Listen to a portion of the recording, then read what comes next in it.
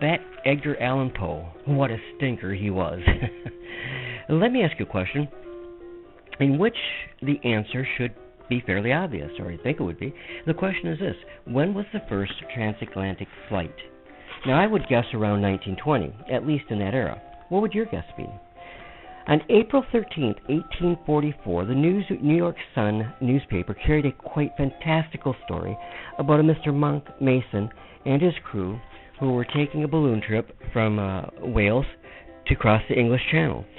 However, according to the account in the Sun, the hot air balloon got caught in a very strong wind and many hours later came to rest in South Carolina, right here in the good old US of A. When that issue of the Sun came out, an author by the name of Edgar Allan Poe very much wanted his own copy.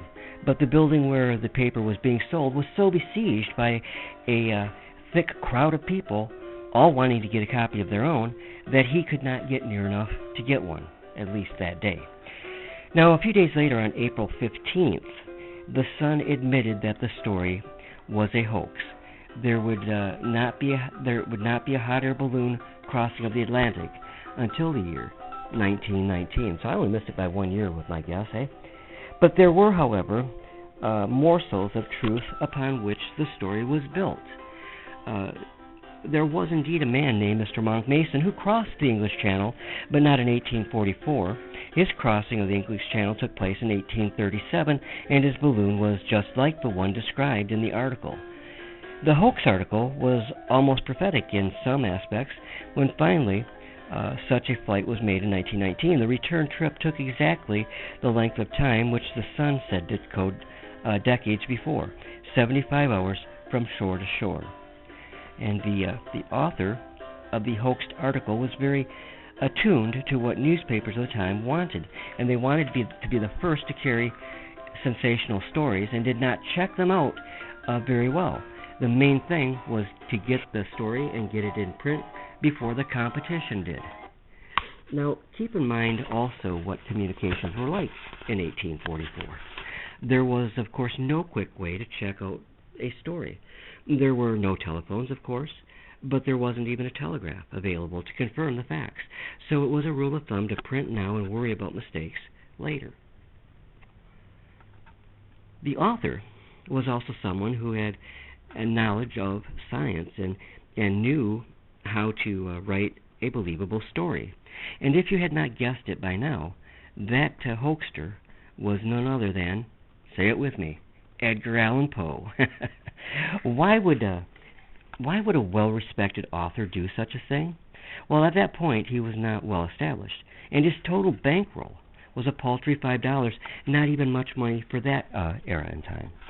And Mr. Poe had only recently moved to New York, and he had his hands full, so to speak. He had a sick wife, as well as his mother, to support.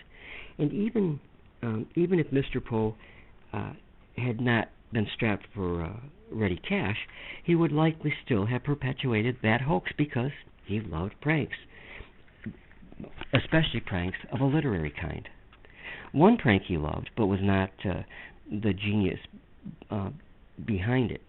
It concerned an astronomer who had a new type of telescope which had supposedly spotted human-like creatures with fur and bat-like wings living on the moon. Writers for today's Weekly World News would have had a field day with that, to be sure.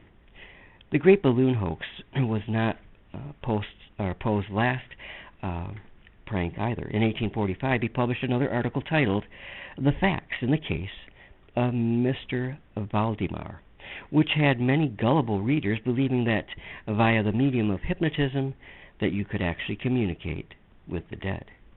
It would seem that Edgar Allan Poe was obsessed with creating morbid stories, but he was merely supplying what he knew his readers wanted. It is recalled that